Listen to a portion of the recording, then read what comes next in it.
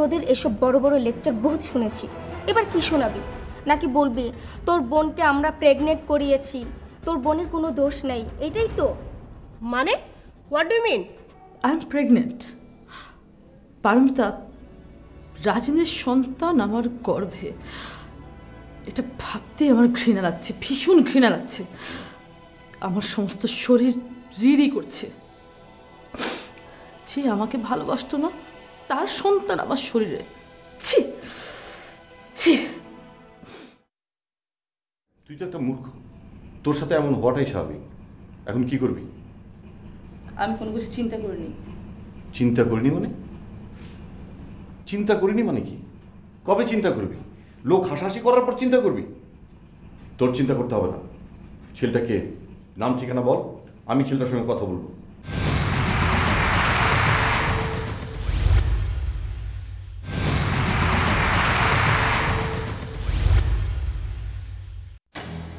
না না, রাজিনের নাম এখনই বিকুনকে বলা যাবে না। আগে রাজিনের সাথে আমাকে কথা বলতে হবে। এত সহজে তো আমি রাজিনকে ছাড়তে পারি না। আমার সন্তানের দায়িত্ব তাকে নিতেই হবে, তাকে তার পিতৃ পরিচয় দিতেই হবে। কি হলো, কথা বলছিস না কেন? বল, কি পরিচয় সেই ছেলের? সময় হোক, আমি তোমাকে বলবো। তোর সেই সময় কবে আসবে? সবার জানাজানি হবার পর? নাকি কোনো সন্ত্রাসীকে পছন্দ করে বসে আছিস, সেই জন্যেই এই পরিচয় দিতে ভয় পাচ্ছিস?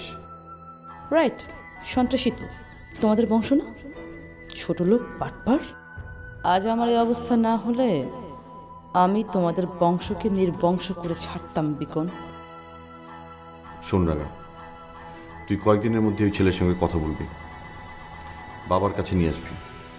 আমি চাই তুই তাড়াতাড়ি বিয়েটা সেরে ফেল, কেউ কোনো কিছু বোঝার আগে। ঠিক আছে, আমি ওর সঙ্গে কথা বলবো। তাড়াতাড়ি কথা বল, তা নাহলে আমাকে অন্য ব্যবস্থা নিতে হবে।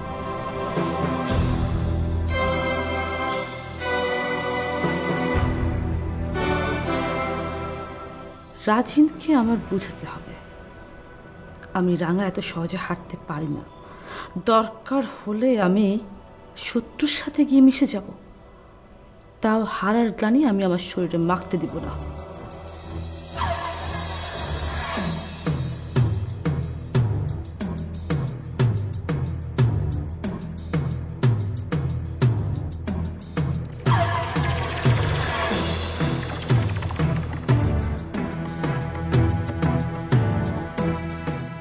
কেন এসেছো তুমি? You don't know why I am coming?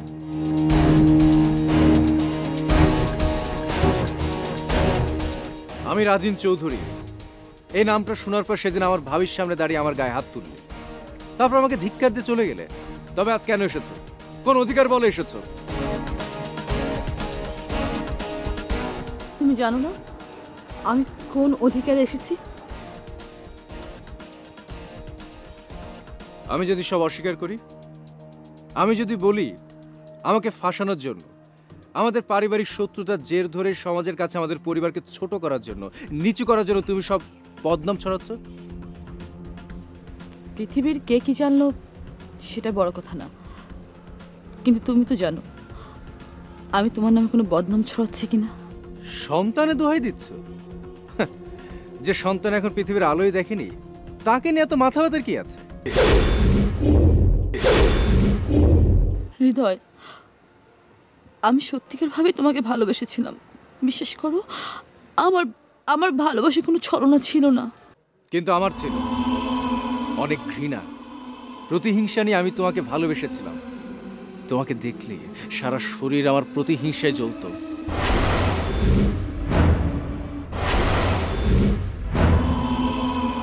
আমার মৃত ভাই প্রতিনিয়ত আমার চোখের সামনে ভেসে ওঠে। মির্জা কামালের প্রতিহিংসায় আমি তোমার সাথে মিথ্যা প্রেমের অ্যাক্টিং করেছি। তোমাকে এক মুহূর্ত, এক সেকেন্ডের জন্য আমি কখনোই ভালোবাসিনি। বাই দ্য ওয়ে, আমার নাম হৃদয় না, রাজিন চৌধুরী।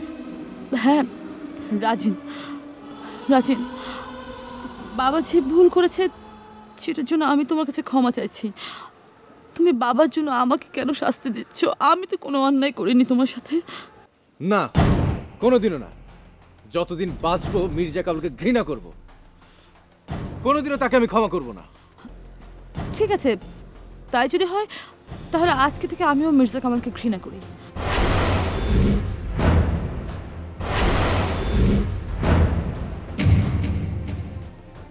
তুমি তাকে কেন ঘৃণা করবে? সে তো তোমার বাবা, তোমার জন্মদাতা পিতা। কিন্তু আমি তো তোমাকে ভালোবেসেছি। You are father of my baby. Please Hriday, তুমি আমাকে ফেলে যেও না। আমার সাথে তুমি এরকম করো না। আমি তোমাকে বিশ্বাস করি না। তোমার শরীরে বেঈমান খুনি মির্জা কামালের রক্ত। আজ হয়তো সে রক্ত বিপদে পড়ে আমার কাছে আসতে চাচ্ছে, কিন্তু কালই সে রক্ত মির্জা কামালের পক্ষে কথা বলবে।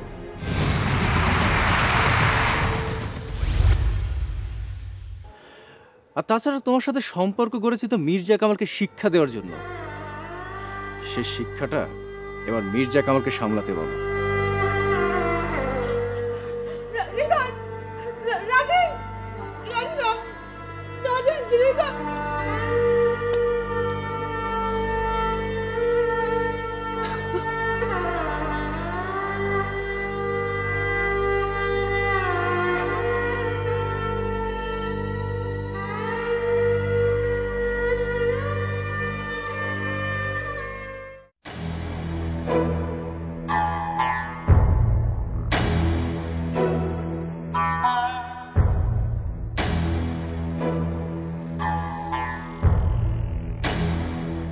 না না, দুর্বল হওয়া যাবে না। এই মুহূর্তের জন্য তো এত কষ্ট করেছে এতদিন। মির্জা কামালের মেয়েকে, আমার ভাইয়ের খুনিকে সহ্য করেছি।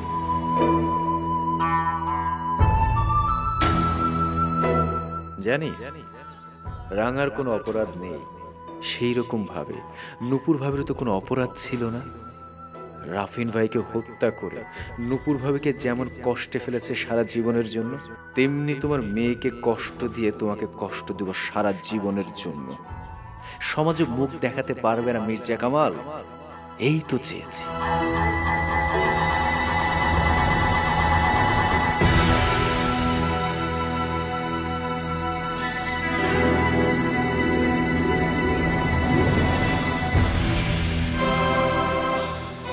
রাঙার ঔরসে আমার সন্তান কাকে মুখ দেখাবে?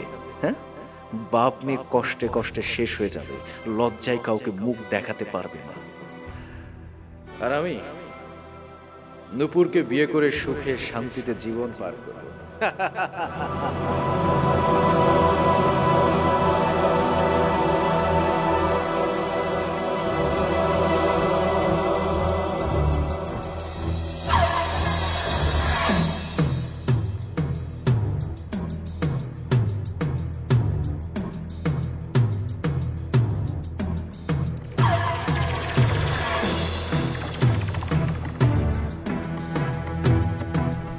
কি ব্যাপার আপু, তোমাকে এমন দেখাচ্ছে কেন? পারমিতা, আমি শেষ। পারমিতা, আমি শেষ। তুমি তুমি ওই বদমাসটার সাথে দেখা করতে গিয়েছিলে? কি বলেছে সে? ওর সাথে কথা বলে কোনো লাভ নেই, ও ভীষণ খারাপ। রাজিন এখন প্রতিহিংসার আগুনে জ্বলছে। আমার ভালোবাসার কথা ওকে মোটেও স্পর্শ করেনি। কেন করবে? কেন করবে? তোমার তো কোনো মূল্যই ওর কাছে নেই। সে সে ইচ্ছে করে এমন করেছে, ইচ্ছে করে। আর ওর বাচ্চা? ওর জায়গায় তুমি থাকলে কি করতে? Same thing. যেখানে সে তোমাকে ইউজ করেছে সেখানে তো ওর বাচ্চা ওর কাছে মূল্যহীন। ঠিক বলেছিস। ও আমাকে কি বলেছে জানিস? আমাকে বলেছে এই বাচ্চাকে অ্যাবর্শন করে ফেলতে।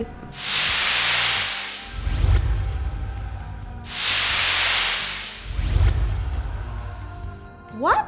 আরও বলেছে যদি টাকার প্রয়োজন হয় টাকা দিবে, ঠিকানা দিবে। ওর মতো ছেলে এর চেয়ে বেশি আর কি বলতে পারে বলো? কি বলতে পারে? আমি না আসলে অবাক হই, এরকম একটা বাজে ছেলের সাথে তুমি কিভাবে সম্পর্কে জড়াও? তোমার মতো একটা মেয়ে এরকম একটা ভুল কাজ করতে পারে সেটা আমি কোনোদিন স্বপ্নেও ভাবিনি। পারমিতা, আর বলিস না প্লিজ, আর বলিস না। আমার নিজের উপরে নিজের এখন ঘৃণা হচ্ছে। কি গাধাটা না ও আমাকে বানালো। তাই বলে আবার ভাবিস না যে ওর প্রেমে হাবুডুবু খেয়ে আমি বারবার ওর কাছে ছুটে যাচ্ছি। নো, আমি শুধু একবার রাজিনকে হাত করতে চাই, শুধু একবার। তারপর ওকে আমি বুঝিয়ে দেবো আমার সাথে খেলার পরিণামটা কি। একবার, শুধু একবার রাজিন আমার কাছে আসুক, তারপর আমি খেলাটা জমিয়ে দেব, বুঝিয়ে দেব রাঙার সাথে বিট্রে করার ফলটা কিরকম হয়। আচ্ছা, তুমি কেন অ্যাবর্শন করছো না? ওই বদমাশের বাচ্চাটাকে তুমি কেন রাখছো? এই ঝামেলাটাকে ফেলে দাও।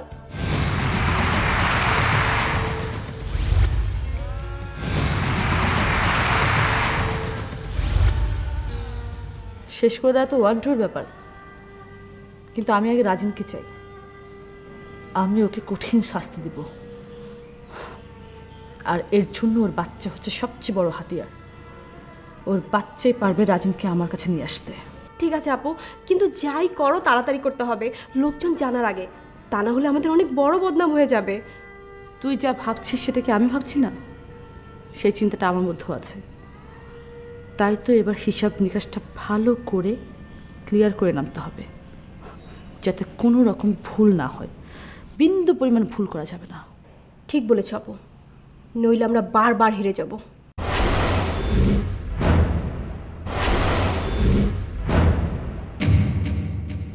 রাজিন, তুমি যা ভেবেছ, যে উদ্দেশ্য হাসিল করার জন্য তুমি আমার কাছে এসেছিলে, আমি তা কোনোদিন বাস্তবে রূপ নিতে দেব না। নেভার। তুমি রাঙাকে নিয়ে খেলেছো।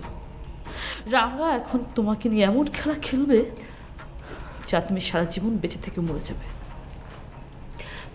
আপু, আপু প্লিজ তুমি কান্নাকাটি করো না। তুমি তুমি সাকসেস হবেই, সেটা আমি খুব ভালো করে জানি। আমার বোন কখনো হারতে পারে না, কোনো দিনও না আপু। তুমি হারবে না।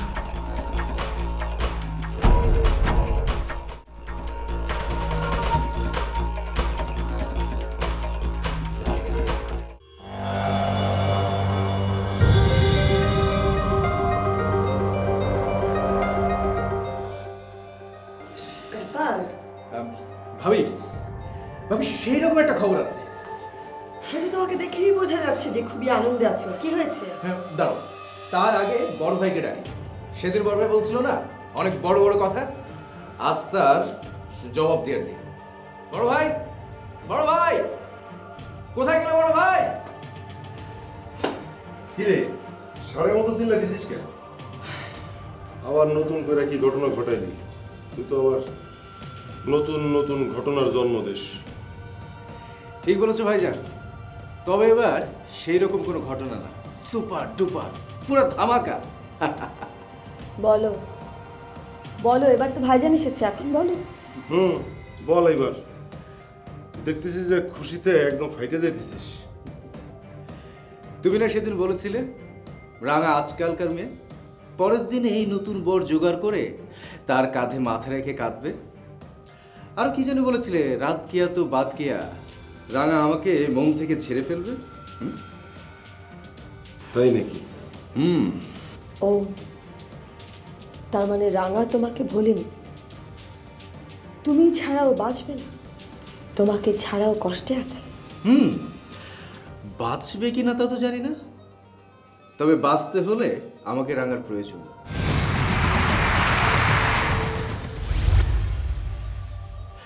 আমাকে ছাড়া রাঙা এক মুহূর্ত চলতেও পারবে না, সে অচল। ভাইরে, তোর তো মাথা টাথা কিছুই ঠিক নাই দেখতেছি। রাঙার জন্য মনে হয় একদম গেছে তোর মাথা, একদম উল্টা পাল্টা কথা বলতেছিস। রাঙা নিশ্চয়ই ওর সাথে যোগাযোগ করেছে। রাঙা নিশ্চয়ই জানিয়েছে রাজিনকে ছাড়াও বাঁচবে না, রাজিনকে ছাড়াও একা হয়ে গেছে। এই কথা শুনে রাজিন খুশি হয়ে গেছে।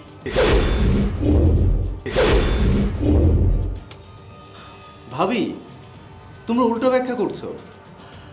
রাঙা কেন আমাকে ছাড়া অচল সেটাকে শুনবে তো। আচ্ছা বল বল বল বল, তোর নতুন নাটক বল।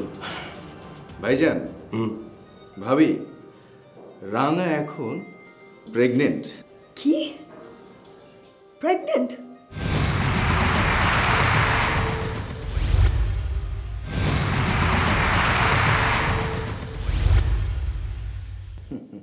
ভাইরে, এই কি করছস রে তুই?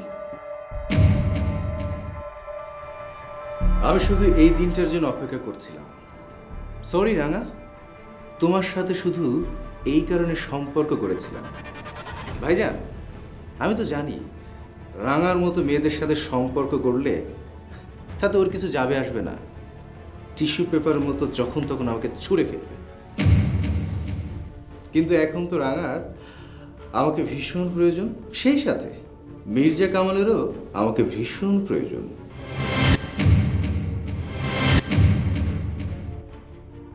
রাজিন, বাস্তবে আসো, মাটিতে পা রাখো।